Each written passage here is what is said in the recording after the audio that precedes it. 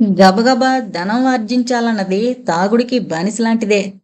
తాగుడు ఆచితూచి చూడకుండా ప్రవర్తించడం జరిగింది తన విషయంలో. తాగుడు మైకంలో ఉన్న జాన్‌తో పరిచయం వల్ల తనకి ఉద్యోగం వచ్చింది. 3 ఏళ్లలో 2 ప్రమోషన్‌లు లభించడంతో ఆఫీసులో తన ప్రాముఖ్యం బాగా పెరిగింది. ఆచితూచి చూడకుండా ప్రవర్తించింది తనకి ప్రమోషనొచ్చిందన్న సందర్భంగా ఏర్పాటు చేసిన పార్టీ నాడు. పార్టీలో దాదాపు 25 మంది ఆహ్వానితులు ఉండుంటారు. సాయంత్రం 6 గంటలకు మొదలైంది పార్టీ. తను ముందర బీర్ తాగాడు. తర్వాత సహోద్యోగులతో కలిసి విస్కీ తాగాడు. క్రమేణా మద్యం ప్రభావం పెరుగుతోంది. అంతా కేరింతలమయం. కొత్తగా గదిలోకొచ్చిన వాళ్ళు, అప్పటికే పార్టీలో మునిగిన వాళ్ళ మధ్య పలకరింపులు, ఆలింగనాలు, లేత లేత చుంబనాలు. ఆఫీస్‌లో సెక్రటరీ రోహిణి పార్టీకి ఆలస్యంగా వచ్చింది. కాఫీ రంగు డ్రెస్‌లోంచి తెల్లని ఆమె శరీరం మెరుస్తోంది. డ్రెస్ మీద ఏవో చమ్కీలున్నాయి కాబోలు. ఆమె కదలికలో లైట్ల వెలుతురు వాటి మీద పడుతుంటే మిణుక్ మిణుకుమంటూ అవి మెరుస్తున్నాయి. Bobbed hair style. బ్యూటీ పార్లర్‌కి వెళ్ళింది కాబోలు. కనుబొమ్మలు విల్లు వంచినట్లున్నాయి. పొడవాటి కంటిరెప్పలకి వేసిన నలుపు రంగు. తెల్లని నుదుటి కింద ప్రస్ఫుటంగా కొట్టొచ్చినట్లున్నాయి. చెవులకి అతి చిన్న జోకాలు కనిపించకుండా ఊగుతున్నాయి. డ్రెస్ రంగుతో మ్యాచ్ అయ్యేటట్టు పెదిమలకి కాఫీ రంగు లిప్‌స్టిక్. హలో క్రిష్, కంగ్రాచ్యులేషన్స్ అంటూ బొకే అందించి కరచాలనం చేసింది తనతో. రోజూ ఆఫీసులో చూసే రోహిణీనా ఈమె అనిపించింది. థాంక్స్. ఏం పుచ్చుకుంటావ్ అని అడిగాడు తను. అఫ్కోర్స్ వైన్ అంది. గ్లాసులో వైన్ పోసి ఆమెకు అందించాడు. వైన్ గ్లాసుతో తన పక్కనే చతికిలబడింది రోహిణి. ఆమె ఏవేవో ప్రశ్నలు వేస్తోంది.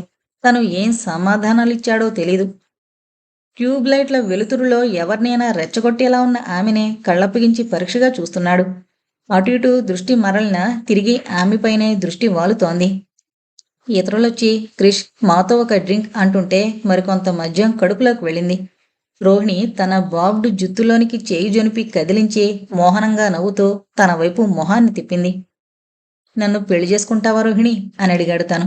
అంత కోలాహలంలోనూ తను మాట్లాడిన వాక్యం అందరిలోనూ ఆసక్తి రేకెత్తిచ్చిందేమో తెలీదు కాని అందరూ తనని రోహిణిని గమనిస్తున్నారనిపించింది. ఒక్కసారి కోలాహలం సద్దుమణిగింది.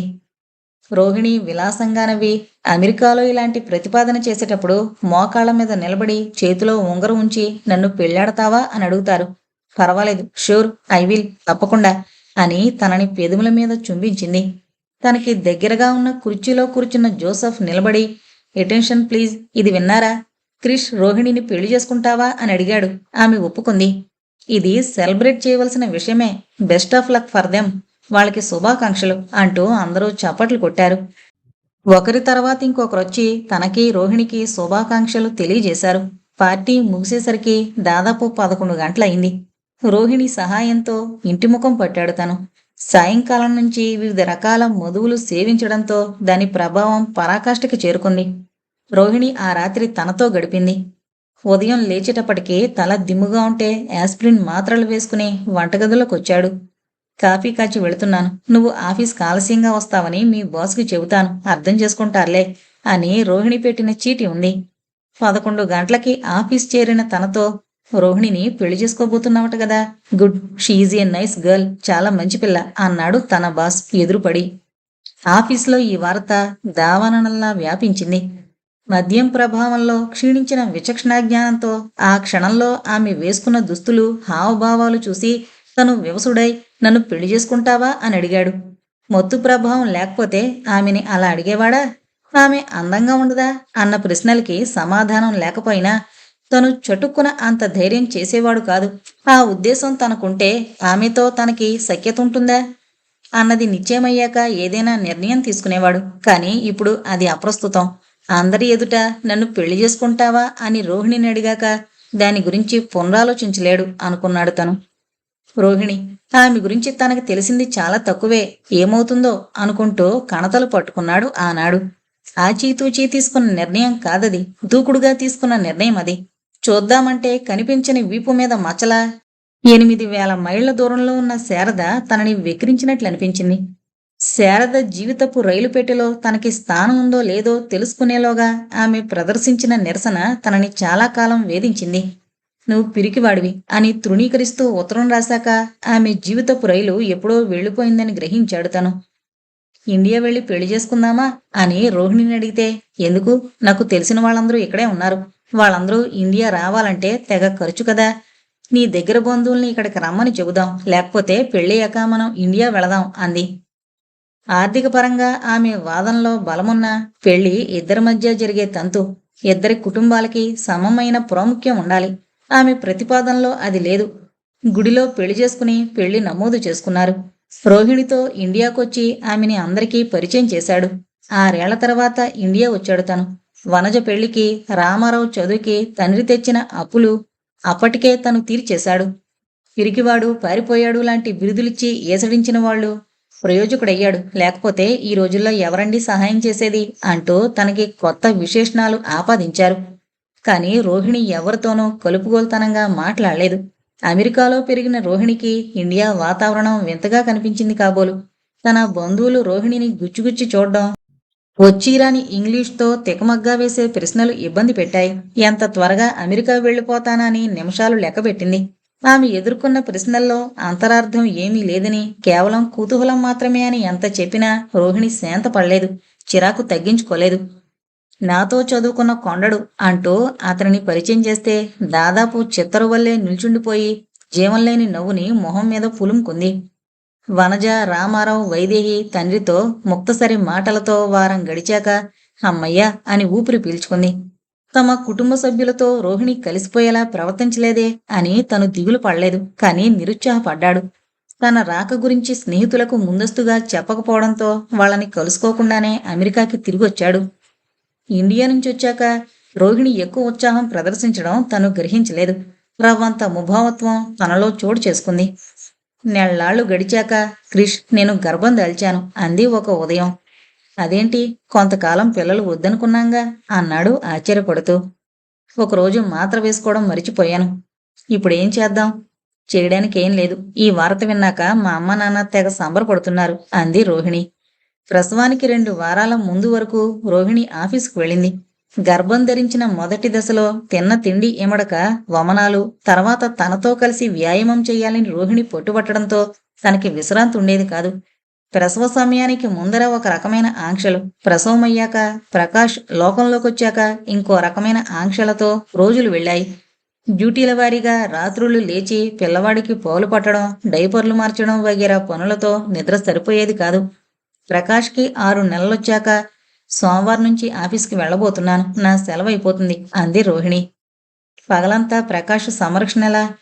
మా కుటుంబానికి తెలిసిన కల్పన ఇంట్లో ఖాళీగా ఉంటోంది, ఆమెతో మాట్లాడాను. తనొచ్చి ప్రకాష్ సంరక్షణంతా చూసుకుంటుంది అంది రోహిణి. ఇంకా దాని గురించి చర్చించడానికి ఏమీ లేదన్నట్టు. అయినా ఉండబట్లేక ఒకసారి ఇది నాతో చర్చిస్తే బాగుండేది అన్నాడు తను. నాకు తెలుసు, నువ్వు దీనికి అభ్యంతరం చెప్పవని. రోహిణితో గత 18 నెలల కాపురంలో తనతో చర్చించకుండా కేవలం తానే తీసుకున్న నిర్ణయాల్లో ఇది ఎన్నోది అని తను లెక్క వేయలేదు. తానెప్పుడైనా అభ్యంతరం లాంటిది వ్యక్తపరిస్తే, క్రిష్, దీనికి అంతగా చర్చించవలసిన అవసరం ఉందని నేను భావించలేదు, సరే నువ్వు చెప్పినట్లే చేద్దాం అనేది. రోహిణికి తెలుసు తను రాద్ధాంతం చేయడని. అదే ఆధారం చేసుకుని తను నిర్ణయించిందే చేసేది. 1-2 సార్లు ఇలా జరిగాక క్రమేణా తనలో ఒక రకమైన నిర్లిప్తతకి బీజం పడింది. ప్రకాష్ ప్రసవం తర్వాత అనవసరంగా వచ్చిన శరీర బరువు తగ్గడానికి రోహిణి జిమ్కి పరుగులు పెడుతుంటే, ప్రకాశ్ సంరక్షణ ఎక్కువ కల్పన చేతిలో జరుగుతోంది అని హెచ్చరించబోతే రోహిణి కసుమంది.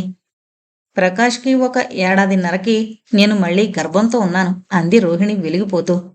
ఇప్పుడేం చేయడం అన్న ప్రశ్న తను వేయలేదు. ఒకవేళ వేసినా దానికి ఏం సమాధానం వస్తుందో తనకి తెలుసు. పిల్లలు పుట్టబోయే ముందర తీసుకోవలసిన జాగ్రత్తలు, ఇద్దరు డాక్టర్ని సంప్రదించడం యాంత్రిక దినచర్య అయింది. గతంలో కల్పన ఉదయం వచ్చి సాయంకాలం ఇంటికి తిరిగి వెళ్లేది. కానీ శైలజ పుట్టాక రోహిణి 2 పిల్లల్ని సముదాయించలేకపోవడంతో కల్పన తమతోనే ఉండిపోసాగింది. 2 పిల్లల్ని ఈ లోకంలోకి తీసుకొచ్చాం, ఇహ పిల్లలు పుట్టకుండా ఆపరేషన్ చేయించుకో అని తనంటే, అలాంటిదేమీ చేయను, ఇంకో 2ని కనేస్తాను అంది రోహిణి నవ్వుతూ. తన గుండె గుబేలు మంది. పిల్లల్ని పుట్టించడం కష్టం కాకపోవచ్చు, వాళ్ళని పెంచడానికి అపారమైన సహనం కావాలి. అదీకాక ఆర్థికంగా వాళ్ల బాగోగులు చూడ్డానికి చాలా డబ్బు అవసరం. ఎవరో లెక్కలు కట్టి ఒక పిల్లవాడికి హైస్కూల్ పూర్తయ్యేసరికి $2 లక్షల ఖర్చవుతాయని అన్నారు. ఆ అంకెలో ఎంత నిజముందో తను ఆలోచించలేదు, కానీ డబ్బు పుష్కలంగా కావాలి అని మరోసారి అర్థమైంది. తర్వాత రోహిణి గర్భం దాల్చకుండా తను చాలా జాగ్రత్తలు తీసుకున్నాడు. శైలజ పుట్టిన 6 నెలలకే తన తండ్రి మరణించాడు. ఇద్దరు పిల్లలతో నేను ఇండియా ఎలా రాగలను అన్న రోహిణి ప్రశ్న విన్నాక తను ఒంటరిగా ఇండియా వచ్చాడు. అంతకు ముందరే రామారావు తండ్రికి కర్మకాండలు మొదలు పెట్టాడు. శాస్త్ర ప్రకారం నువ్వు ఈ తంతు నిర్వహించాలి అన్నాడు రామారావు. లేదు రాము, నువ్వే నాన్నని చూసావు, నైతికంగా నీకే ఆ అర్హత ఉంది. ఏ నమ్మకాలు ప్రత్యేకంగా లేని నేను చేసేదానికంటే నువ్వే ఆ భారం వహించడం సముచితం అన్నాడు తను. నెళ్లాళ్ల సెలవు మీద ఇండియా వచ్చాడు తను. చనిపోయిన తండ్రిని అందరూ శ్లాఘిస్తుంటే తండ్రి గురించి తనకేమీ తెలీదే అని తను కుమిలిపోయాడు. నువ్వు అమెరికా వెళ్లిన కొత్తలో ఇబ్బంది పడ్డా తర్వాత రోజుల్లో నువ్వు చేస్తున్న ఆర్థిక సహాయం గురించి అందరికీ గర్వంగా చెప్పేవాడు అంటే తనకి కడుపులోంచి దుఃఖం ఉబికి తనని ఉక్కిరిబిక్కిరి చేసింది. తను ఒక మంచి కొడుకేనా అన్న ప్రశ్నకి సమాధానం తోచక గింజుకున్నాడు. జానకిరామయ్య డబ్బుకి ఇరకాటంగా ఉన్న రోజుల్లో పరీక్ష ఫీజు కట్టాడు. మా అమ్మాయికి తెలుసా, మా వాడికి ఇంగ్లీష్ పేపర్ మీద అపనమ్మకం కలిగి పరీక్ష రాయడానికి వెనకాడుతుంటే నాకు సాయంకాలం 1 గంట ఖాళీ ఉంది, మీ వాడిని ప్రైవేటు పంపు అన్నాడు. అది 2 ఏళ్ల క్రితం. లాంటి వాక్యాలతో ఎర్రగా ఉన్న పొయ్యి మీద సాంబ్రాణి జల్లితే ఇల్లంతా వ్యాపించిన సువాసనల భౌతికంగా లేకపోయినా ఆయన జ్ఞాపకాల ఛాయలు ఇంటిలో అందర్నీ అలుముకున్నాయి. కాలంతో పాటు అవి పలచబడతాయన్న నగ్న సత్యం అందరికీ తెలిసిందే. తండ్రిగా మానవునిగా తన బాధ్యతని నిర్వహించి వెళ్ళాడు.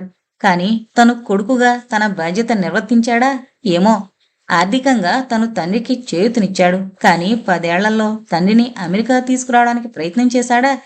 రోహిణి ఊహలు ధోరణి తెలిసిన తను ఆమెతో ఈ ప్రస్తావన తీసుకురాలేదు. తను ఆ ధైర్యం చేయలేదు. పిరికితనం. శారద తన బలహీనతని బాగా అర్థం చేసుకుంది. తండ్రి దినకార్యాలు ముగిసి వనజ ఊరుకు వెళ్లబోతుంటే తండ్రి కాగితాలు పరిశీలించడం జరిగింది. బ్యాంకులో 10,000 రూపాయలు 1 ఎకరం మెట్ట పొలం ఉన్నాయని తెలిసింది. అందుచేత ఏమీ తగాదాలు లేపకుండా వనజ ఊరు వెళ్లిపోయింది. రామారావు వైదేహీలు పనిమీద బయటికి వెళ్లారు. తను వెలుతురు సరిగ్గా లేని చోట కూర్చుని పేపర్ చదువుతున్నాడు. సాయంకాలం తన ముస్తాబు చూసి సంబరపడుతుంటే తన ప్రభావం మొదలవబోతుందని చీకటి ఉత్సాహం ప్రకటిస్తోంది. కిటికీలోంచి బయటకు చూస్తున్న తనకి తలుపు తట్టిన శబ్దం వినిపించి తలుపు తెరిచాడు. ఎదురుగా శారద. 4 వీధుల కోడల్లో దుమ్ము ధూళి ఆభరణంగా ధరించిన విగ్రహం మీద నీళ్లు పోస్తే ప్రకాశించినట్లు 10 ఏళ్ల నుంచి మసకబారిన శారద జ్ఞాపకాలు కళ్ళు తెరిచాయి. బాగున్నావా అంటూ లోపలికొచ్చిందామె. ఆ వేళ శ్రావణ మంగళవారం కాబోలు. నీరసంగా ఉన్న తెల్లని వెలుతురు ఆమె మొహం మీద వాలుతోంది. 10 ఏళ్లు అమెరికాలో నివసించడంతో తనలో తగ్గిన బిరుకుతనం ఆమెని పరీక్షగా గమనించనిచ్చింది. పసుపు రాసుకుని స్నానం చేసిన మొహం మీద పసుపుదనం ఆమె శ్వేతవర్ణపు మొహానికి పలచగా అద్దుకుంది. కాటుకు పెట్టుకున్న కళ్ళు, నుదుట ఎర్రని కుంకుమ బొట్టు. గాలి బలంగా వీచకపోయినా తలంటుకున్న పల్చని కేశాలు మొహం మీద వాలి కదులుతున్నాయి. బలం పుచ్చుకున్న చెక్కిళ్ళు ట్యూబ్లైట్ వెలుతురులో నిగారింపు ఆపాదించుకున్నాయి. 10 ఏళ్ల క్రితం మొహంలో ఉండే చిలిపితనం, కొంటితనం స్థానంలో గంభీరత, తీక్షణత, స్థిర నివాసం ఏర్పరుచుకోవడం చూసి 10 ఏళ్లలో శారదలో చాలా మార్పు వచ్చింది అనుకుని బాగానే ఉన్నాను అన్నాడు తను. తర్వాత జరిగిన సంభాషణ తనకి బాగా జ్ఞాపకం. చాలా మార్పు వచ్చింది నీలో అంది. ఆ మాటే నేను అందామనుకునేలోగా నువ్వు అన్నావు. మీ నాన్నగారు చనిపోయారని నువ్వు ఇక్కడే ఉన్నావని తెలిసింది. మా అమ్మని చూడ్డానికి వచ్చాను. నిన్ను పరామర్శిద్దామని ఇలా వచ్చాను. ఎన్నాళ్ళుంటావు? మరో 10 రోజులు. నేను రేపు వెళ్ళిపోతున్నాను. నాకొక పాప. రాజమండ్రి వస్తే మా ఇంటికి రా, ఆయనని పరిచయం చేస్తాను. తనకి ఎన్నో ప్రశ్నలు వెయ్యాలనున్నా అంత తక్కువ సమయంలో ఏ ప్రశ్న ముందర వెయ్యాలో నిర్ధారణకి రాలేక తను సందేహిస్తుంటే నీలో పిరికితనం పూర్తిగా పోలదన్నమాట అంది శారద. ఆమె వైపు నిశితంగా చూస్తూ మందహాసం చేశాడు తను. నేను ఇక్కడికి రావడానికి ఇంకో కారణం ఉంది. తొందరపడి అప్పట్లో నిన్ను నిందించినందుకు క్షమాపణ చెబుదామనొచ్చాను. ఎందుకు క్షమాపణ? నువ్వు పిరికివాళ్లా పారిపోయావని నిందించినందుకు అంటూ శారద 1 నిమిషం ఆగంది. తల్లిదండ్రులు పిల్లలు ఎదగాలని, పెద్ద పెద్ద పదవులు అలంకరించాలని అభిలషించడం కొత్తేమీ కాదు. మా నాన్న అంతే. నాకు తెలుసు అన్నాడు తను. ప్రైవేట్కొచ్చినప్పుడు, ఇంజనీరింగ్ చదువుతున్న రోజుల్లో నువ్వు సెలవులకి ఇంటికొచ్చినప్పుడు నువ్వు నాతో మాట్లాడిన తీరో లేక నేను స్పందించిన తీరో ఆయనని భయపెట్టాయి. ఆయనలో అనుమానాల్ని రేకెత్తించాయి. అంత సన్నిహితంగా మనం ఎప్పుడు మసిలాం? ఎప్పుడూ లేదు. కాని ఆయనకు అలా అనిపించింది. నేను పెద్ద ఉద్యోగం చెయ్యాలన్న ఆకాంక్ష ఆయనని పూర్తిగా కమ్మేసింది. దాని ప్రభావంలో పడి ఆయన తన చుట్టూ ఉన్న వాళ్ళని నొప్పించారు. అందులో నువ్వొకడివి. నీ మీద ఆయన పెద్ద ఆశలే పెట్టుకున్నారు. ఏమైంది? కాంపిటీషన్ పరీక్షకి వెళదామనుకున్నా. ఒక సంవత్సరం హాల్ టికెట్ రాలేదు. మరుసటి సంవత్సరం హాల్ టికెట్ వచ్చింది. నేను నాన్న హోటల్లో బస చేశాం. హైదరాబాదులో జరుగుతున్న ఒక అలజడి వలన ట్రాఫిక్లో ఇరుక్కుపోయి పరీక్షా కేంద్రానికి అరగంట ఆలస్యంగా చేరాను. ఆ 30 నిమిషాలు వృధా కావడంతో మంచి ర్యాంకు రాలేదు. తర్వాత ఆయన నిరుత్సాహపడ్డారు. నా ధైర్యం సడలింది. శారద 2 నిమిషాలు కళ్ళు మూసుకుని మౌనంగా ఉంది. పదాలు ఎలా పేర్చాలో మస్తిష్కంలో ఆలోచన చేస్తుందేమో అనిపించేలా ఆమె నుదురు మీద అడ్డగీతలు కనిపించాయి. మూసుకున్న కళ్ళు తెరిచింది. అది తన భ్రమే కావచ్చు. లీలగా ఆమె కనుపాపల మీద చెమ్మ. ఆయన నమ్మకాల్ని ఒక పక్కకు పెడితే నేనంటే పిసరంత ఉత్సాహం ప్రదర్శించిన నీలో ఎంచడానికి ఏ లోపమూ లేదు. ఒకే ఒక గమ్యం వైపు పరిగెడుతున్న ఆలోచన రైలు ఎక్కడైనా ఏదైనా ఆలస్యానికి కారణమవుతుందేమోనన్న పిచ్చి భయంతో నిన్ను హెచ్చరించి నా దారిలోంచి పక్కకి నెట్టారు మా నాన్న. నాకు చాలా కాలం తెలీదు. అందుకే పిరికివాళ్ల పారిపోయావంటూ నిన్ను నిందించాను. ఉన్నట్టుండి నీ అమెరికా ప్రయాణానికి నేను ఒక కారణమని అప్పట్లో గ్రహించలేదు. కులం గోత్రం సరిపోయి 7 తరాల్లో ఏ లోపమూ లేని వంశంలో నాకు పెళ్ళికొడుకుని చూసేసరికి ఆయనకి వాస్తవికత తెలిసొచ్చింది. నేను కలెక్టర్ కాలేదన్న బాధ, తనకి నచ్చిన గుణాలున్న వరుడు కనిపించక నిరాశ ఆయనని కొంగదీసి అనారోగ్యానికి దారితీసింది. చనిపోయే ముందర ఒకరోజు నా మీద తను పెట్టుకున్న ఆశలు బహిరంగంగా నీకు వినిపించేలా తెలియపరిచానని, తను అలా చేయకుండా ఉండాల్సిందని వాపోయారు. మా నాన్న చనిపోయి 4 ఏళ్లయింది. ఈ విషయాలేవీ నీకు తెలియవు కదా. నీకు వివాహమైందని, రాజమండ్రిలో ఉంటున్నావని మాత్రం తెలుసు. అంతకన్నా ఆసక్తి ప్రదర్శించడం మర్యాద కాదనుకున్నాను అని తనంటుంటే రామారావు, వైదేహి లోపలికొచ్చారు. మరి నేను వెళతాను. మా రాజమండ్రి అడ్రస్ ఇదిగో అంటూ కాగితం అందించి వెళ్లబోతుంటే తను పరిచయాలు చేశాడు. ఏమీ మాట్లాడకుండానే వైదేహి వచ్చి శారద నుదుటన కుంకుమ పెట్టి జాకెట్ ముక్క అందించి చీకట్లోకి వెళుతున్న శారద ఒళ్ళు చేసింది అనిపించింది తనకి. నీకు మాస్టారమ్మాయి అంత బాగా తెలుసా అని అడిగాడు రామారావు.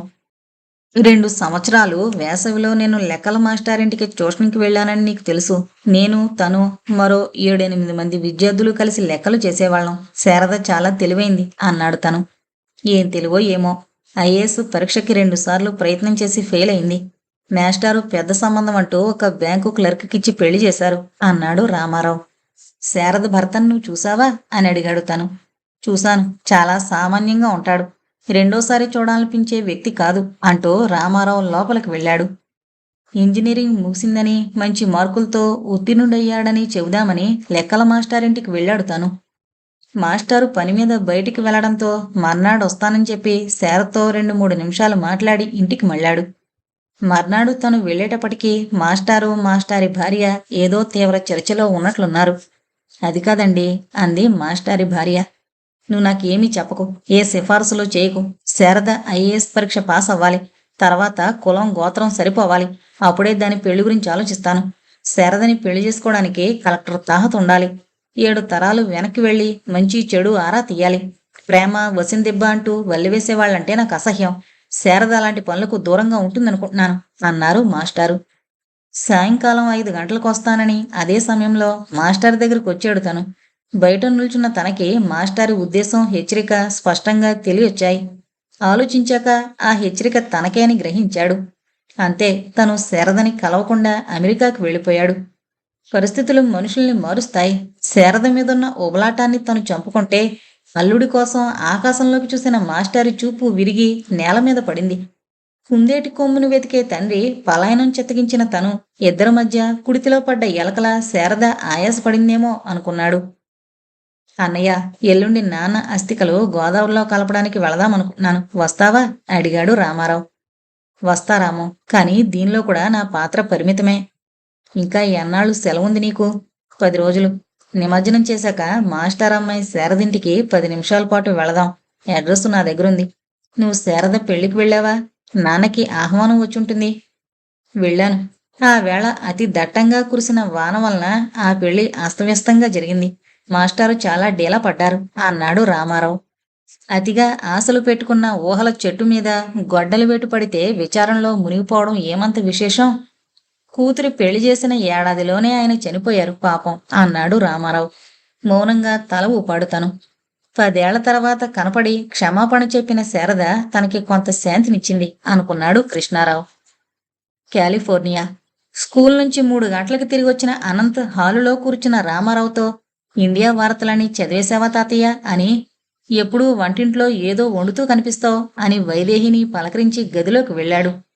వచ్చిరాని తెలుగులో పుష్కలంగా ఇంగ్లీషు పదాలు ఉపయోగిస్తూ అనంత పలకరించడం రవ్వంత విచిత్రంగా ఉంటుంది రామారావు వైదేహిలకి.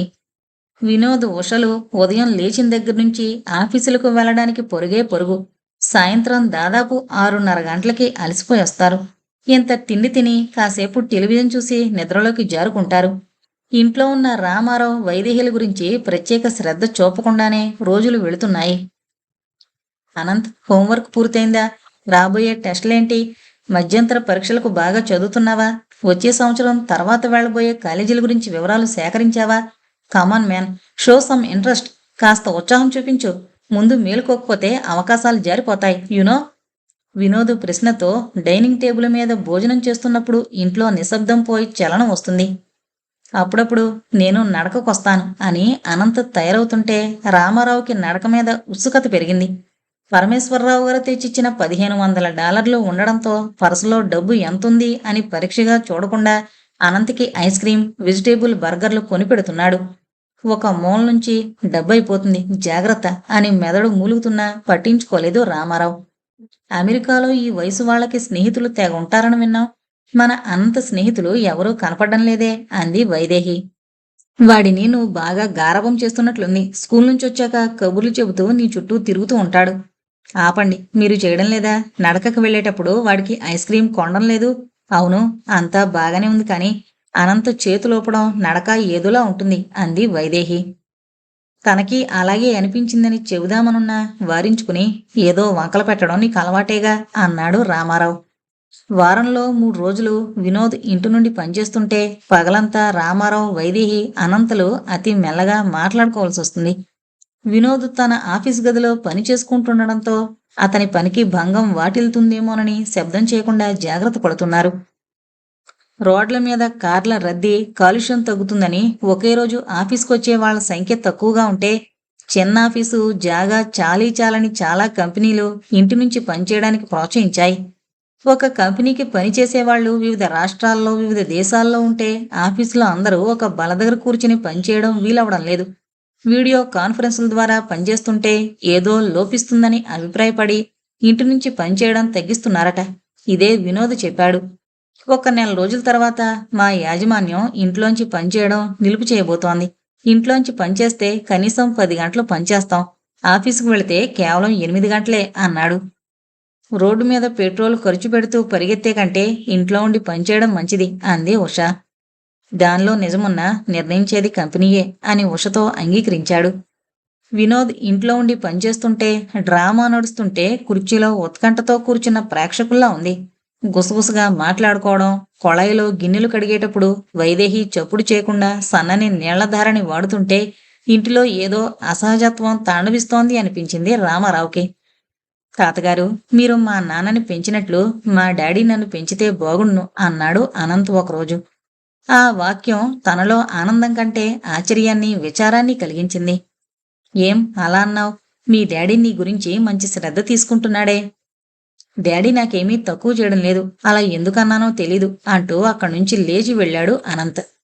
వినోద్ చదువు గురించి తను తీసుకున్న శ్రద్ధ ఎక్కువే. ట్యూషన్లకి, ఇతర స్కూళ్లలో వివిధ రకాల పోటీలలో పాల్గొనమని వినోద్ వెనకాల పడి ఉత్సాహపరిచేవాడు. వినోద్కి మంచి ర్యాంకు రావడంతో మంచి కాలేజీలో కోరుకున్న బ్రాంచ్లో సీట్ వచ్చింది. ఇంజనీరింగ్ 3వ సంవత్సరంలో ఉండగా తన ఆసరాతో అమెరికా చదువుకి దరఖాస్తులు పంపడం మొదలుపెట్టాడు. ఇంజనీరింగ్ ఆఖరి సంవత్సరంలో ఉండగా క్యాంపస్ ఇంటర్వ్యూలో ఎంపికయ్యాడు. చదువు ముగియగానే అమెరికాలో ఉద్యోగం వచ్చింది. వినోద్ సంశయిస్తుంటే త్వరగా వెళ్లమని బాగా ఒత్తిడి తెచ్చాడు తను. అమెరికా వెళ్లే అవకాశం రాలేదన్న తన వెలితి వినోద్ వెళ్లడంతో కాస్త పూడింది. వినోద్ అనంత్కి తన తండ్రి తనని ఎలా ఉసిగొలిపి ఉత్తేజపరిచాడో చెప్పుంటాడు. అనంత్కి అలా తన గురించి తండ్రి చేయడం లేదనిపించింది కాబోలు. కొడుకు గురించి ఎక్కువ శ్రద్ధ కనపరచాలని వినోద్కి చెబితే ఏమనుకుంటాడో అనుకున్నాడు రామారావు. తను, వైదేహి, కొడుకు, కోడలు మనవడి దగ్గర శాశ్వతంగా ఉండిపోదామనొచ్చారు. చుట్టపు చూపుగా కాదు. తను వైదేహి చుట్టూ ఉన్న పరిసరాలు పట్టించుకోకుండా తామరాకు మీద నీటి బొట్టులా రోజులు వెళ్లదీలేరు. వాళ్ళ జీవితాలతో మమేకమవ్వాలి. కానీ అది సాధ్యమా అన్న సంశయం కలిగింది రామారావుకి. తను ఈ దేశం వచ్చిన తర్వాత ఏ రోజు కొడుకు కోడలు తమతో మనసు విప్పి మాట్లాడలేదు. దానికి ఎక్కువ కారణం తనదే ఉండొచ్చు. కానీ కొంత శాతం కారణం ఉషది, వినోదుల్ది. వాళ్ళ ప్రవర్తనను తను తప్పు పట్టొచ్చు. తప్పు లేదని వాదించొచ్చు. తనకి ఎదురవుతున్న ఇలాంటి ఇబ్బందుల గురించి ఎవరితోనైనా మనసు విప్పి మాట్లాడాలనిపిస్తోంది. కానీ ఎవరితో? తనకి బాగా తెలిసిన వ్యక్తి పరమేశ్వరరావు గారు. ఆయన కొడుకు దగ్గరకొచ్చారు. 30 మైళ్ల దూరంలో ఉన్నారు. ఇలాంటి విషయాలు ఫోన్లో ఎలా మాట్లాడడం? అతని దగ్గరికి తను వైదేహి వెళ్ళి ఒకరోజు గడిపొస్తే అది వీలయ్యే పనేనా? తను తన వైపు నుంచి ఆలోచిస్తున్నాడు. కానీ పరమేశ్వరరావుకి తన ఇంట్లో ఎలాంటి ఇబ్బందులున్నాయో, ఇదే ఇండియా అయితే ఏ పార్కులోనో లైబ్రరీ దగ్గరో స్నేహితులు ముచ్చటించుకునేవారు. కానీ ఈ దేశంలో కారు లేకుండా ప్రయాణం అసంభవం. బస్సుల్లో అవస్థపడి ప్రయాణం చేసి పరమేశ్వరరావు గారి దగ్గర ఏంటోనాయ్ మా అబ్బాయితో కులాసాగా మాట్లాడడం కుదరడం లేదోయ్ అని పితోరీ చేస్తాడా? ఛ! ఎంత అసహ్యంగా ఉంటుంది. ఇది వడ్లపు గింజలో బియ్యపు గింజ, అందరి ఇళ్లలోనూ ఉంటుంది అని పరమేశ్వరరావు అంటే తల ఎక్కడ పెట్టుకోవాలి? ఇండియాలో ఇదే పరిస్థితి ఎదురైతే తను చొరవ తీసుకునేవాడు. స్థానబలిమి తనకి ఇండియాలో ఉన్నట్లు అమెరికాలో ఎలా ఉంటుంది అనుకుని తనలో తానే మదన పడ్డాడు రామారావు.